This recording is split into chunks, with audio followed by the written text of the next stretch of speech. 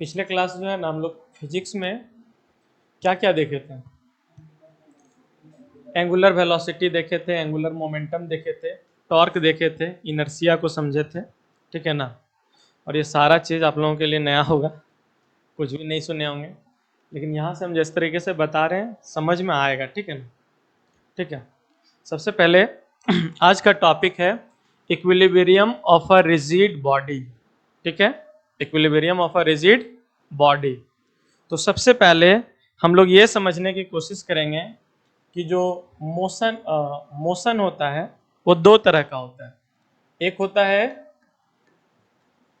Translational motion, translational motion, और दूसरा होता है रोटेशनल मोशन,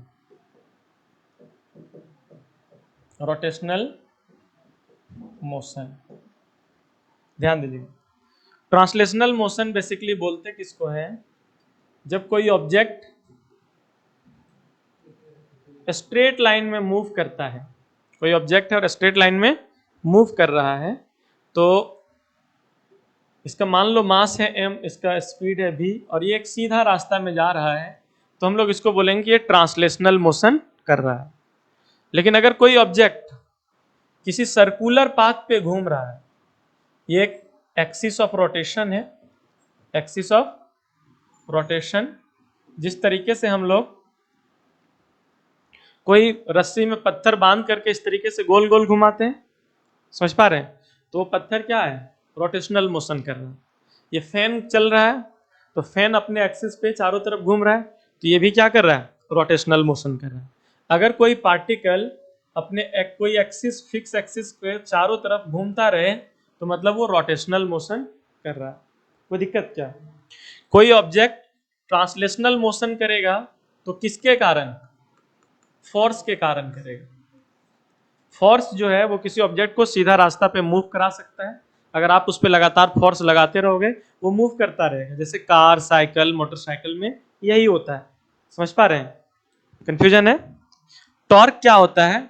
जैसे ये फैन घूम रहा है तो लगातार घूमते जा रहा है फैन, या आप किसी रस्सी में पत्थर बांध करके लगातार उसको घुमा रहे हैं सर्कुलर पाथ पे, तो जब तक आप टॉर्क लगाते रहिएगा वो घूमते रहेगा। समझ पा रहे हैं? तो यहाँ पे जो ट्रांसलेशनल मोशन हो रहा है वो किसके कारण हो रहा है? फोर्स के कारण हो रहा है। यहाँ पे रोटेशनल मोशन किसके कारण होगा?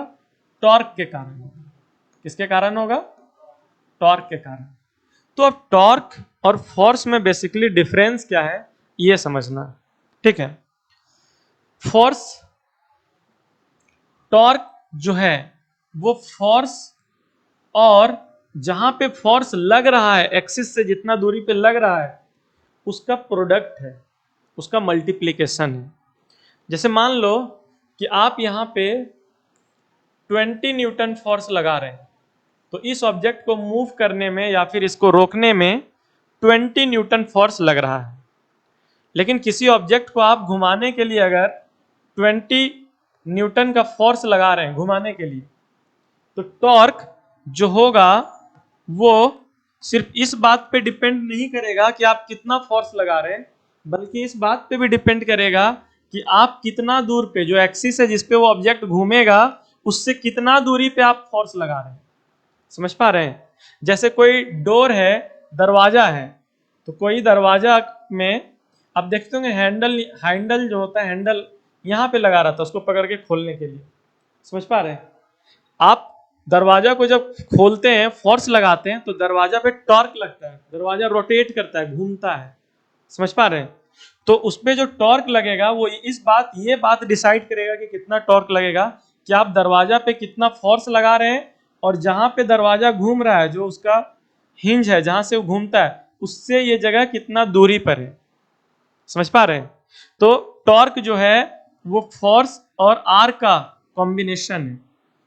मतलब जितना डिस्टेंस पे फोर्स लग रहा है, और जितना डिस्टेंस पे फोर्स लग रहा है वो आर, और जितना आप फोर्स लगा रहे हैं, ये दोनों को मल्टीप्लाई करने से मिलता है। पहले तो ये बात समझ में आया। अगर मान लो कि हम यहाँ पे जैसे जैसे देखिए, ये मान लो कि ये जो पेंसिल है, ये जो स्टाइलस है जिससे हम लिख रहे हैं, ये इस एक्सिस से घूम सकता है। तो इसको घुमाने के लिए अगर हम यहाँ फोर्स लगा रहे हैं, तो यहाँ मान लो 2 न्यूटन फोर्स लगाएं, और यहाँ से यहाँ का डिस्टेंस अगर 1 मीटर है, तो टॉर्क हो जाएगा 2 इंटू 1। अगर हम यहाँ फोर्स लगाएं, तो यहाँ से यहाँ का डिस्टेंस क्या हो जाएगा, कम हो जाएगा, हाफ मीटर हो गया मान लो, तो 2 न्यूटन फोर्स लगाएंगे तो टॉर्क हो जाएगा 2 इंटू हाफ, यानी 1/2। समझ पा रहे हैं? तो ये डिस्टेंस और फोर्स दोनों मिल करके टॉर्क कहलाता है। ये बात समझ में आया? दोनों मिल करके क्या कहलाता है, टॉर्क कहलाता है। अगर हमको कहीं पे टॉर्क बढ़ाना है, तो फोर्स बढ़ाने से भी बढ़ सकता है और डिस्टेंस बढ़ाने से भी बढ़ सकता है। समझ पा रहे हो? तो टॉर्क जो है वो बेसिकली फोर्स और जितना डिस्टेंस है एक्सिस से उसका प्रोडक्ट होता है। लेकिन इसके साथ साथ इस पे डायरेक्शन भी एक्ट करता है, डायरेक्शन भी डिसाइड करता है फोर्स और डिस्टेंस का डायरेक्शन की कितना टॉर्क लगेगा। जैसे मान लो कि इसको हम इस तरीके से इधर खींच रहे हैं तब मूव कर रहा है, इधर ढकेल रहे हैं तब मूव कर रहा है, लेकिन इस मार्कर को अगर हम उधर खींचें तो ये मूव करेगा, जबकि फोर्स भी लग रहा है और इसमें डिस्टेंस भी, यहाँ फोर्स लग रहा है, एक्सिस यहाँ रोटेशन का, डिस्टेंस भी है, फोर्स भी है, तब भी कोई रोटेशन नहीं होता है। या इधर से हम ऐसे ढकेलें तब क्या ये मूव करेगा, नहीं मूव करेगा। तो इसके लिए टॉर्क का जो एक्चुअल फॉर्मूला है वो हो जाएगा आर एफ साइन थीटा, क्योंकि साइन 0 का वैल्यू क्या होता है, 0 होता है, और साइन 180 का वैल्यू क्या होता है, 0 होता है। और अगर आप 0 डिग्री मतलब डिस्टेंस भी इधर है और आप फोर्स भी उधर लगा रहे हो तो ये घूमेगा नहीं। समझ में आ रहा है? मतलब 0 डिग्री पे अगर एंगल, फोर्स और डिस्टेंस दोनों का अगर डायरेक्शन सेम है और एंगल 0 है तो ये रोटेट नहीं होगा। अगर उल्टा डायरेक्शन में ऐसे लगाओ, इधर से ढकेलो, तब भी ये रोटेट, जहां पे फोर्स का डायरेक्शन इधर है और डिस्टेंस का डायरेक्शन उधर है, तब भी ये रोटेट नहीं होगा। तो साइन 0 डिग्री साइन थीटा क्या होगा, ये बताएगा कि कब इस पे टॉर्क 0 होगा, कब मैक्सिमम होगा, कब कितना होगा।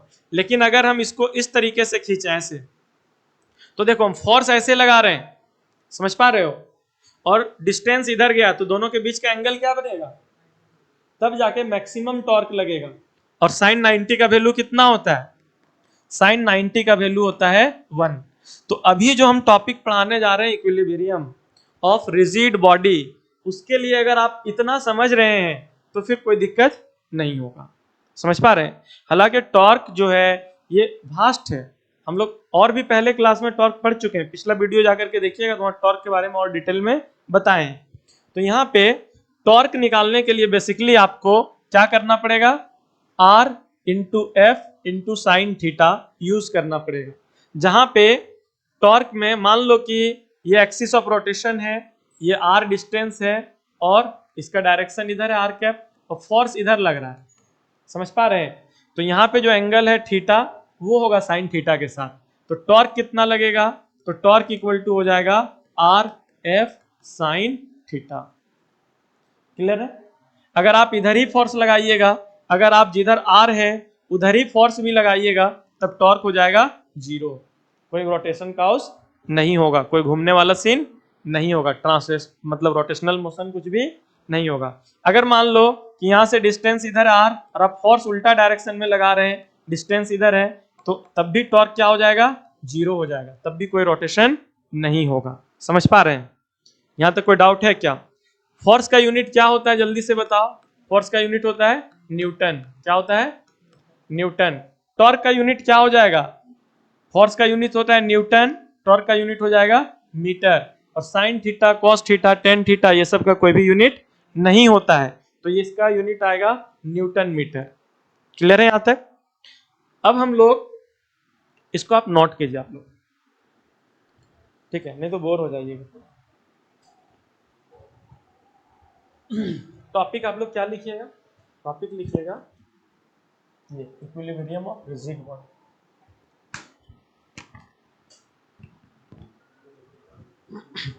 तो चलिए अब हम लोग देखते हैं कि कोई रिजिड बॉडी इक्विलिब्रियम में कब होगा। ठीक है, तो टॉपिक है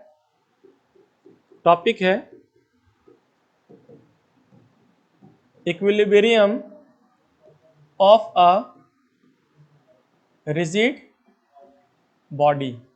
तो सबसे पहले आप लोग ये याद कीजिए कि कोई रिजिड बॉडी होता क्या है। ठीक है, कोई रिजिड बॉडी होता क्या है। मान लो कि ये कोई बॉडी है, इसमें बहुत सारा छोटा छोटा पार्टिकल से ये मिल करके ये बॉडी बना है। ठीक है, अब रिजिड बॉडी उसको बोलते हैं जिस बॉडी पे तुम फोर्स लगाओ, लेकिन फोर्स लगाने के कारण कोई भी दो पार्टिकल के बीच का जो डिस्टेंस है वो चेंज नहीं होना चाहिए। क्या नहीं होना चाहिए? चेंज नहीं होना चाहिए। जैसे मान लो कि इतना बड़ा आपको एक स्पॉन्ज दे दें, रुई दे दें, जिसका एक पार्टिकल यहाँ एक पार्टिकल यहाँ है, और तुम फोर्स लगाओगे तो ये दोनों नजदीक आ जाएगा क्योंकि स्पॉन्ज दबता है, तो आप उसको रिजिड नहीं बोल सकते। समझ पा रहे हैं?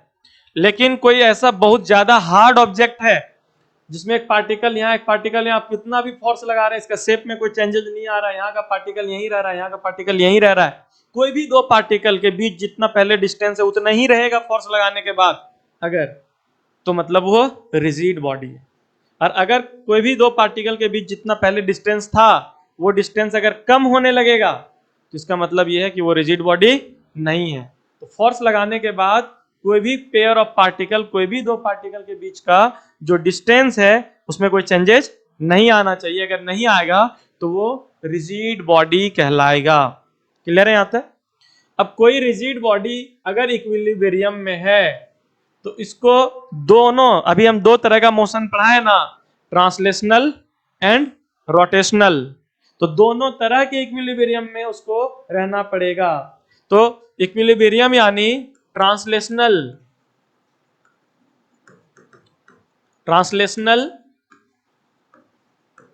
इक्विलिब्रियम और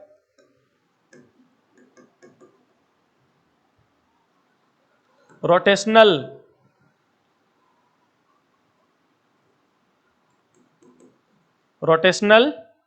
इक्विलिब्रियम। समझ पा रहे हैं? अब पहले ये समझो कि ट्रांसलेशनल इक्विलिब्रियम बोलते किसको है, पहले एक एक करके समझो फिर दोनों को मर्ज करेंगे। ठीक है, अगर कोई ऑब्जेक्ट रेस्ट में है और रेस्ट से वो मोशन में नहीं आ रहा है तो वो इक्विलिब्रियम इन रेस्ट में। जैसे ये बोर्ड, ये इक्विलिब्रियम इन रेस्ट में, जब देखो ये रेस्ट में, कल भी देखिए रेस्ट में था, अपनी पोजीशन पे था, कोई पोजीशन में कोई चेंजेस नहीं आ रहा था। या फिर अगर कोई ऑब्जेक्ट यूनिफॉर्म मोशन कर रहा है, क्या कर रहा है, तब भी वो इक्विलिब्रियम में, ना तो उसका स्पीड घट रहा है ना तो उसका स्पीड बढ़ रहा है, वो एक सीधा रास्ता पे फिक्स स्पीड से चल रहा है। समझ में आ रहा है? तब भी वो क्या कहलाएगा, इक्विलिब्रियम में कहलाएगा, लेकिन वो होगा equilibrium in uniform motion. Clear है यहां तक?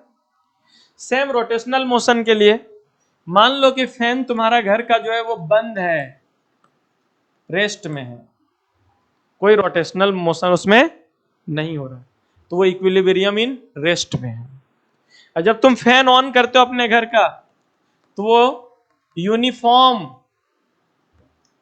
स्पीड से घूमना शुरू कर दिया,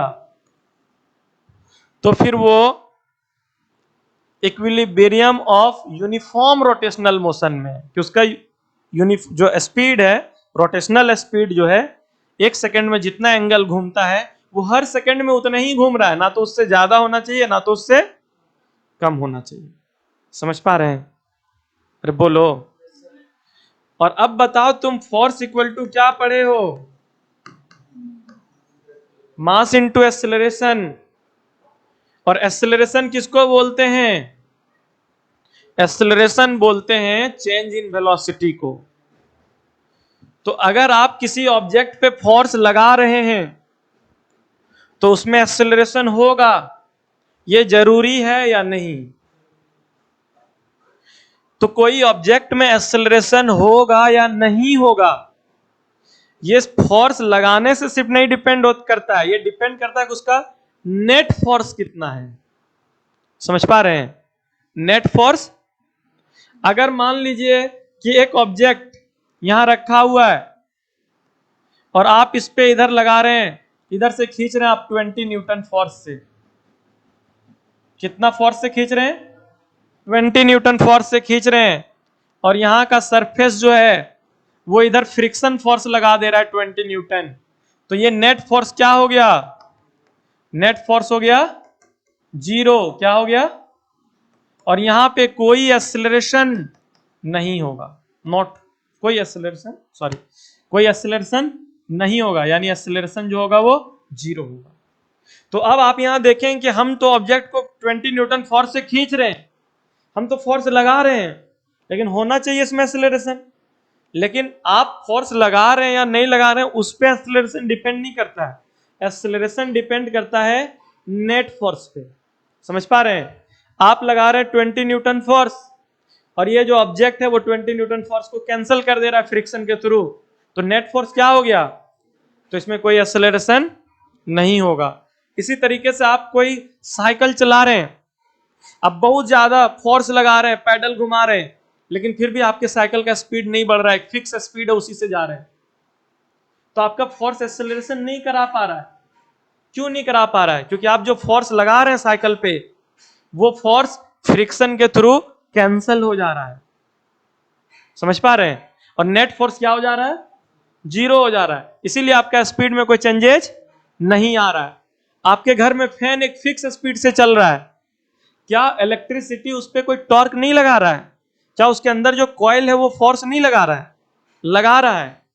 समझ पा रहे हैं? लेकिन जितना टॉर्क फैन पे लगा रहा है इलेक्ट्रिसिटी के कारण, हवा भी उस पर रोकने के लिए उतना ही टॉर्क लगा दे रहा है, और वो दोनों टॉर्क एक दूसरे को कैंसिल करके क्या हो जा रहा है? 0। इसीलिए फैन का स्पीड चेंज नहीं हो रहा है, जितना है उतना ही स्पीड से घूमते जा रहा है, उसका स्पीड कंटिन्यूअसली बढ़ नहीं रहा है। बात समझ पा रहे हैं? तो इक्विलिब्रियम में ये जो पॉइंट है, जो कॉन्सेप्ट है, ये समझना बहुत जरूरी है। अब कोई कार है, यूनिफॉर्म स्पीड से चल रहा है, उसका इंजन उस पर फोर्स लगा रहा है या नहीं? तो फोर्स के कारण तो एक्सेलरेशन होता है।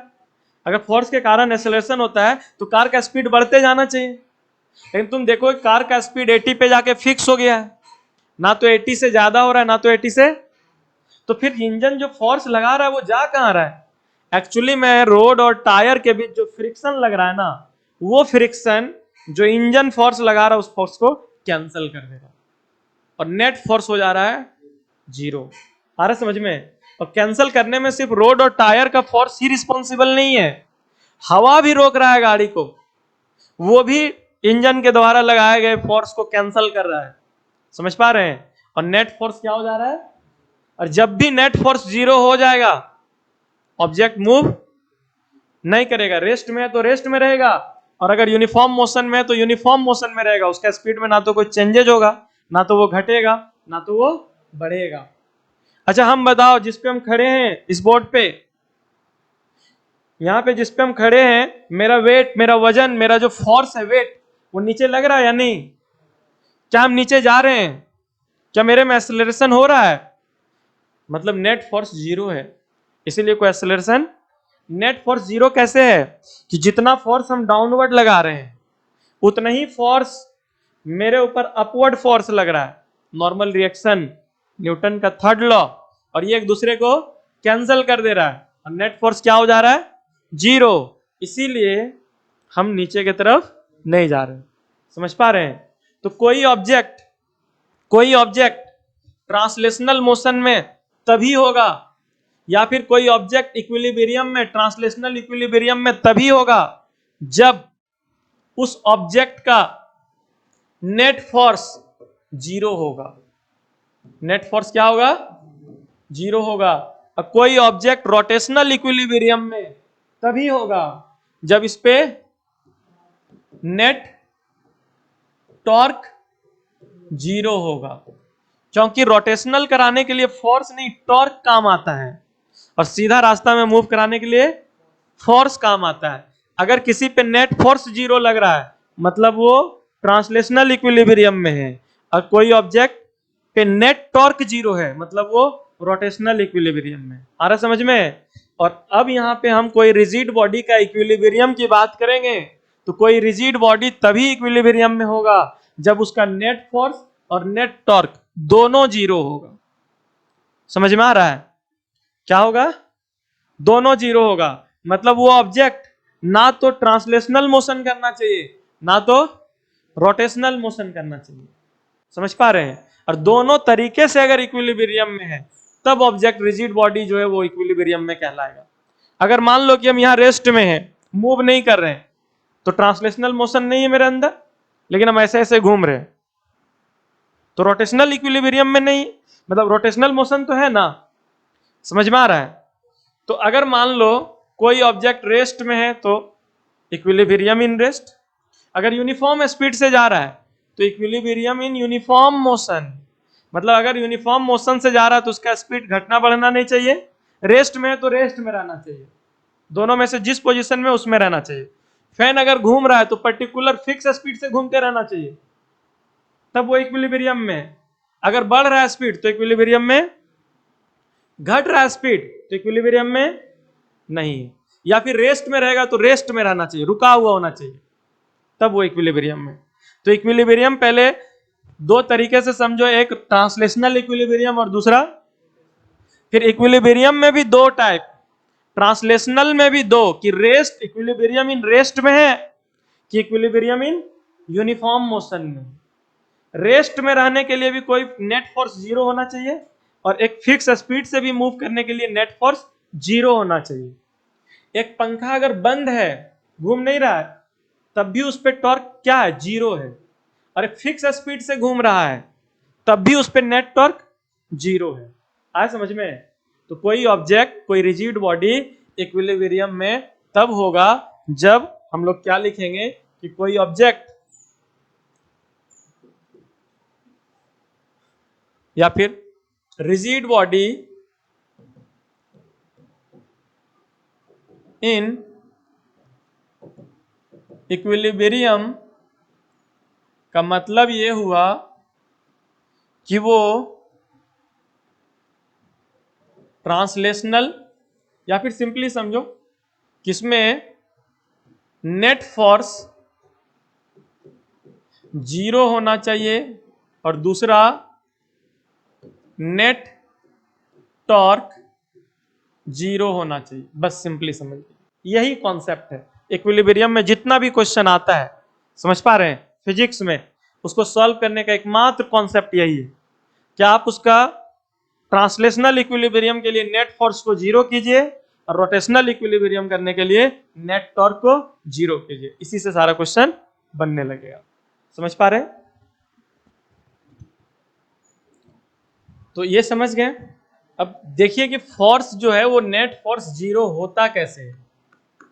ठीक है, तो अगर यहां पे कोई ऑब्जेक्ट रखा हुआ है और इस ऑब्जेक्ट पे अगर दो इक्वल फोर्स अपोजिट डायरेक्शन में लग रहा है, ये मान लो F1 है और ये F2 है, ये भी 10 न्यूटन है और ये भी 10 न्यूटन है, तो F1 प्लस F2 करेंगे तो जीरो आना चाहिए। क्या आना चाहिए? जीरो आना चाहिए। ये वेक्टर क्वांटिटी है, अपोजिट डायरेक्शन में है, जोड़ेंगे जीरो आएगा। ये तो इजी है। लेकिन टॉर्क कैसे जीरो आएगा?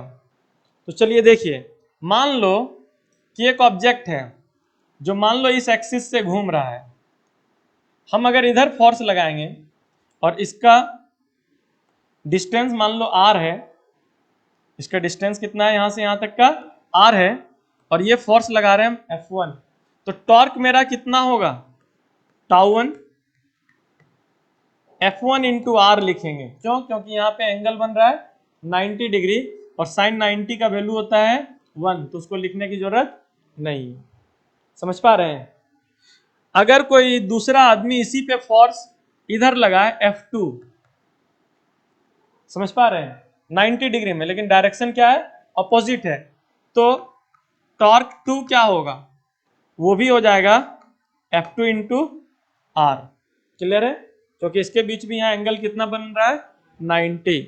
लेकिन जो रोटेशन करने का जो एबिलिटी है या रोटेशन करने का जो डायरेक्शन है वो देखो, तो ये जो है टॉर्क 1 जो होगा वो इधर घुमाना चाहेगा इसको, क्योंकि इधर से खींच रहे हैं, और टाउ2 जो होगा वो इसको इधर घुमाना चाहेगा।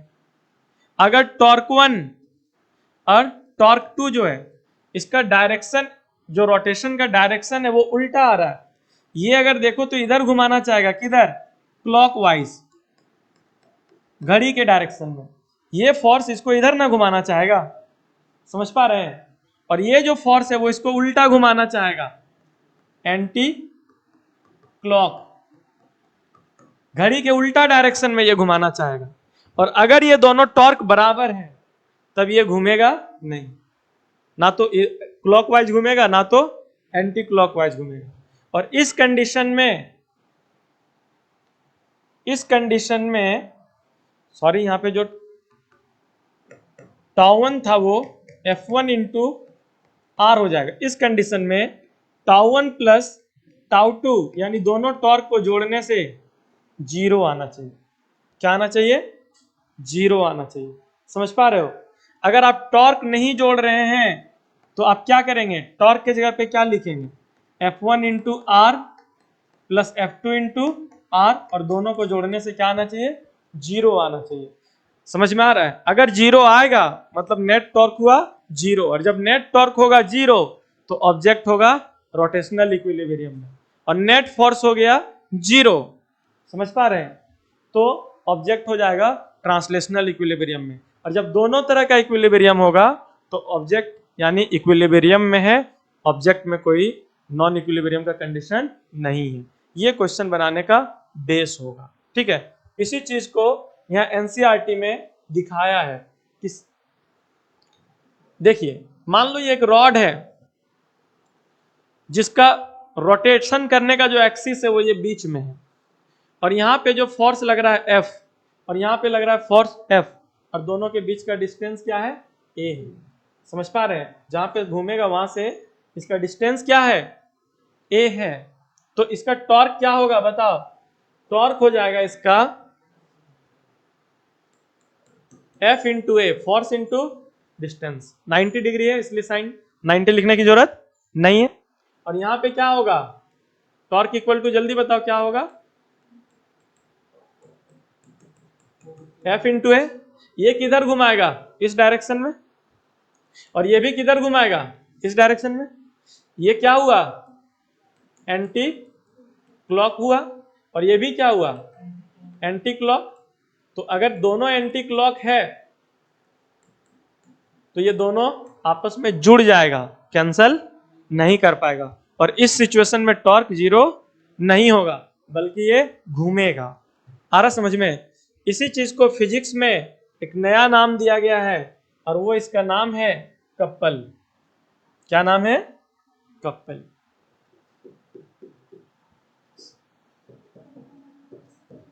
ठीक है। अब कपल में क्या होता है, कपल में किसी ऑब्जेक्ट पे दो टॉर्क, कितना टॉर्क, दो इक्वल एंड दो टॉर्क इक्वल अमाउंट में लगता है, मतलब दो टॉर्क जो है सेम मैग्नीट्यूड का अप्लाई होता है। समझ पा रहे हैं। लेकिन वो दो टॉर्क दो फोर्स लगाने के कारण होता है, और उसका हम लोग सबसे ज्यादा यूज करते हैं डेली लाइफ में। समझ पा रहे हैं। जैसे ये रॉड है और इसका इसका ये मिड पॉइंट है, ये इसका डिस्टेंस है, ये इसका डिस्टेंस है, इधर फोर्स लगा F, इधर फोर्स लगा F, तो इधर जो टाउ1 जो क्रिएट होगा वो F इंटू ए के बराबर होगा, इधर जो टाउ2 क्रिएट होगा ये भी F इंटू ए के बराबर होगा। टाउ1 और टाउ2 दोनों बराबर है, और दोनों मिलकर के ऑब्जेक्ट को रोटेट कराएगा। यानी ऑब्जेक्ट को रोटेट कराने में यहाँ दो टॉर्क का मदद लिया गया है। और कपल वर्ड जो यूज होता है वो डबल के लिए होता है, दो के लिए, जोड़ा के लिए। समझ पा रहे हैं। तो इसीलिए इसको क्या बोला गया है, कपल। आप इसका यूज कहां करते हैं, जब बोतल का ढक्कन खोलते हैं, बोतल का जब ढक्कन खोलते हैं तो आप कपल लगाते हैं, वो रोटेट कर रहा है, आप एक उंगली से उधर ढकेल रहे हैं, एक उंगली से इधर खींच रहे हैं, जस्ट ऐसा ही, और वो रोटेट करता है। आप साइकिल चलाते हैं तो एक पैडल से दबाते हैं, एक पैर से दूसरे से, तो वहां पे भी कपल लगाते हैं। आप साइकिल का हैंडल घुमाते हैं, कपल लगाते हैं। चाबी खोलते हैं, ताला खोलते हैं, चाबी घुमाते हैं, कपल लगाते हैं। दो टॉर्क एक साथ लगाते हैं। समझ पा रहे हैं। तो कपल और टॉर्क में क्या डिफरेंस है, कोई बेसिकली डिफरेंस नहीं। यहाँ पे दो टॉर्क एक साथ लग जाता है। आ रहा समझ में। यहाँ पे कपल में टू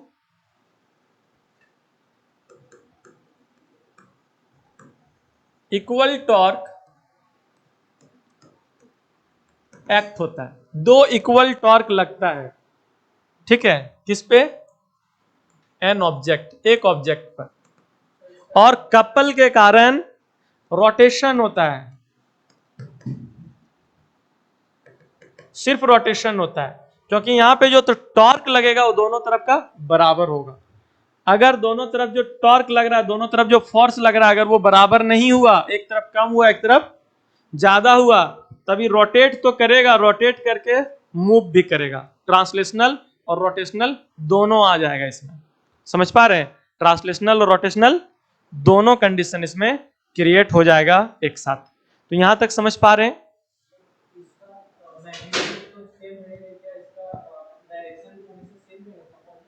जी, टॉर्क का जो डायरेक्शन होता है वो एक दूसरे के ऑपोजिट डायरेक्शन नहीं, टॉर्क में जो हम डायरेक्शन देखते हैं वो क्लॉकवाइज और एंटी क्लॉकवाइज देखते हैं। वेक्टर में जब डायरेक्शन देखते हैं तो एक दूसरे के ऑपोजिट देखते हैं। आ रहा समझ में? तो यहां पे देखिए, अगर हम बात करें यहां पे कि यहां पे ट्रांसलेशनल मोशन होगा या नहीं इस ऑब्जेक्ट पे, ठीक है, तो ट्रांसलेशनल मोशन क्यों नहीं होगा वो समझिए। यहां पे जो फोर्स है, ये फोर्स जो पहला नंबर में और ये जो दूसरा नंबर पे फोर्स दिखाया गया है, ये दोनों फोर्स का वैल्यू सेम है और डायरेक्शन अपोजिट है। फोर्स का, फोर्स एक इधर लग रहा है, एक इधर लग रहा है, तो दो इक्वल फोर्स अपोजिट डायरेक्शन में लगेगा तो नेट फोर्स क्या हो जाएगा? जीरो हो जाएगा। जब नेट फोर्स जीरो हो जाएगा तो क्या इसमें ट्रांसलेशनल मोशन पॉसिबल है? ट्रांसलेशनल मोशन पॉसिबल नहीं है। समझ में आ रहा है? क्योंकि नेट फोर्स, क्या नेट टॉर्क जीरो हो रहा है? नहीं हो रहा है, क्योंकि ये दोनों टॉर्क एंटी क्लॉकवाइज है, घड़ी के उल्टा। ये भी उसी डायरेक्शन में, ये भी उसी डायरेक्शन में घुमाना चाह रहा है, तो ये दोनों एक दूसरे को कैंसिल नहीं करेगा, बल्कि ये एक दूसरे से सम हो जाएगा, जुड़ जाएगा और ज्यादा घुमाने की काम करेगा। समझ में आ रहा है? और ये क्या करता है, ये जो वर्किंग एरिया है उसको छोटा कर देता है। सिंपली समझिए, हम लोगों का साइकिल में जो एक्सिस ऑफ रोटेशन बीच में होता है, ये साइकिल का हैंडल है, तो एक हाथ से यहां पकड़ते हैं, एक हाथ से यहां पकड़ते हैं। आ रहा समझ में? और छोटा हैंडल में भी घुमा पाते हैं। अगर मान लो कि हैंडल का जो घुमाने वाला एक्सिस वो यहां रहता है, तो एक हाथ से ऐसे हैंडल पकड़ते हैं, जैसे 3 चक्का वाला रिक्शा देखे हो, जो एक हाथ से लोग घुमाता है, जो हैंडीकैप्ड लोग चलाता है, और दूसरा हाथ से उसका हैंडल पकड़े रहता है ऐसे, तो उसका लंबाई देखोगे तो ज्यादा रहेगा। समझ पा रहे हो? क्या होगा? क्योंकि वहां पे एक ही हाथ से उसको घुमाने के लिए फोर्स लगाना है। समझ पा रहे हैं?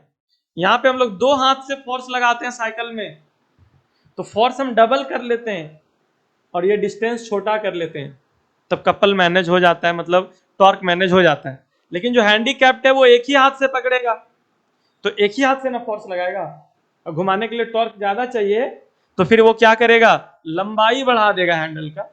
तो क्योंकि टॉर्क जो है वो फोर्स इंटू डिस्टेंस पे डिपेंड करता है ना, दोनों में से कोई एक बढ़ेगा तो टॉर्क बढ़ जाएगा। समझ पा रहे हैं? आप जो चापा नल चलाते हो तो उसका हैंडल जो है इतना लंबा क्यों दिया हुआ है? ताकि आप टॉर्क आसानी से क्रिएट कर सकें। लंबाई जितना ज्यादा रहेगा, कम फोर्स में उतना ज्यादा टॉर्क लग जाएगा। अगर छोटा हैंडल रहेगा, या हैंडल को बीच में पकड़ के चलाने की कोशिश करना, देखना तुमको बहुत ज्यादा फोर्स लगाना पड़ेगा। समझ पा रहे हैं? तो ये सब जो कॉन्सिक्वेंसेस है ना, ये सब अच्छे से समझना होगा। यही सब न्यूमेरिकल, यही सब पे तो सेट होगा न्यूमेरिकल। समझ पा रहे हैं? अब चलिए एक न्यूमेरिकल की तरफ बढ़ते हैं, एक छोटा सा न्यूमेरिकल देखते हैं। मान लीजिए एक रॉड है, एक रॉड है जिसका लंबाई है 1 मीटर। कितना मीटर है? और एक लड़का इस रॉड को ऐसे ऊपर की तरफ फोर्स लगा करके उठा के रखा है। समझ में आ रहा है? इस रॉड का जो मास है वो है 2 kg। कितना है? तो ये जो लड़का फोर्स लगाया होगा, अपवर्ड फोर्स, वो कितना फोर्स लगाया होगा ताकि ये रॉड ऐसे सीधा बना रहे?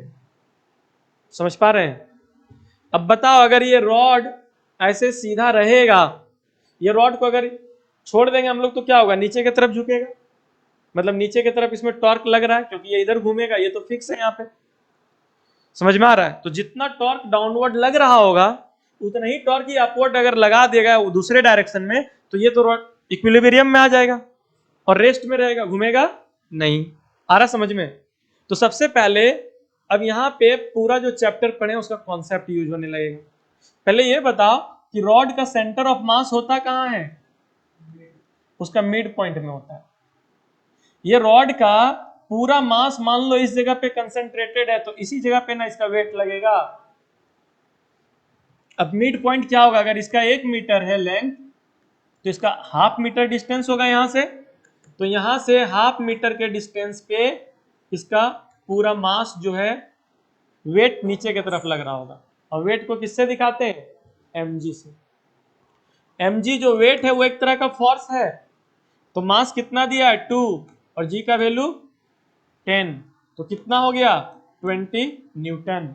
अब मान लेते हैं कि वेट के कारण इस डायरेक्शन में क्लॉकवाइज में टॉर्क लग रहा है T1, और ये लड़का जो फोर्स लगा रहा है इसके कारण जो टॉर्क लग रहा है वो है τ2, और ये जो फोर्स लगा रहा है उसके कारण ये उल्टा घूमेगा एंटी क्लॉकवाइज, और इसके वेट के कारण जो ये घूमेगा वो नीचे की तरफ घूमेगा क्लॉकवाइज।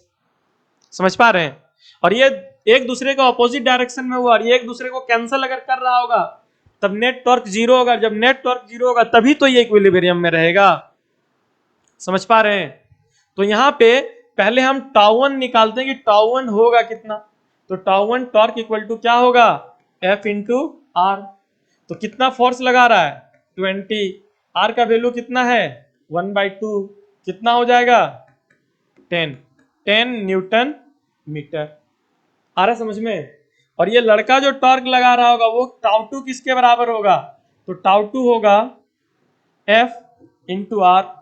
तो F का वैल्यू नहीं पता, ये तो निकालना है। समझ पा रहे हैं? और यहां से यहां का लेंथ कितना है, डिस्टेंस कितना है? 1 हो गया। आ रहा समझ में? और τ2 का वैल्यू हो गया F। क्लियर है यहां तक? डायरेक्शन के हिसाब से अगर देखोगे तो ये एक दूसरे का ऑपोजिट डायरेक्शन है, तो एक को अगर प्लस लोगे तो दूसरे को माइनस लेना पड़ेगा। लेकिन हम इतना समझते हैं कि मान लो कि इसमें जो टॉर्क नीचे की तरफ जितना लग रहा होगा उतना ही मैग्नीट्यूड में ऊपर की तरफ लग रहा होगा, तभी तो कैंसिल हुआ होगा। यानी τ2 जो होगा मैग्नीट्यूड में τ1 के बराबर होगा। तो τ2 जो होगा वो τ2 किसके बराबर है? F के बराबर। और τ1 किसके बराबर है? 10 के बराबर। यानी जो यहाँ फोर्स लगा रहा होगा ये लड़का वो 10 न्यूटन लगा रहा होगा। आया समझ में या कंफ्यूजन? और ये जो टॉपिक है इस तरह का जो क्वेश्चन अरेंज होता है जहां पे आपको टॉर्क और फोर्स दोनों यूज करना पड़ सकता है, ये एकदम कंपटीशन एग्जाम का फेवरेट क्वेश्चन रहता है, जहां पे ये क्वेश्चन बहुत ज्यादा पूछा जाने का संभावना रहता है। समझ पा रहे हैं? तो यहां तक समझने में कोई दिक्कत हुआ? समझ पा रहे हैं आसानी से? तो आज यहीं तक रहने देते हैं। ओके।